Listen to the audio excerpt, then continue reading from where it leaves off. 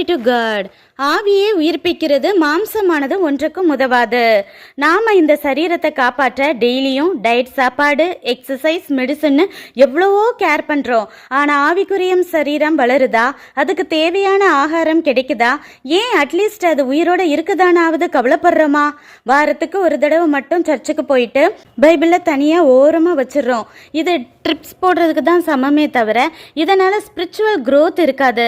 நாம தேவன்கிட்ட தனிப்பட்ட ஐக்கியம், ஜெபம், பைபிள் வாசித்து தியானம் எல்லாத்துக்கும் மேல தேவன் சொல்லுக்கு முழு மனதுடன் கீழ்ப்படிந்தால் மட்டுமே ஆவிக்குரிய சரீரம் வளரும்.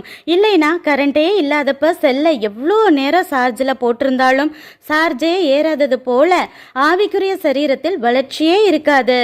நீங்க இந்த உலகத்துல நிறைய புத்தகங்களை கரைச்சி குடிச்சு அறிவுல திறமையில பெரிய ஆளா இருக்கலாம், நல்லா மெயின்டைன் பண்ணி பெரிய பாடி பில்டரா இருக்கலாம். ஆனா இது எதுவும் நித்திய ஜீவனுக்குள் நுழைய யூஸ் ஆகாது.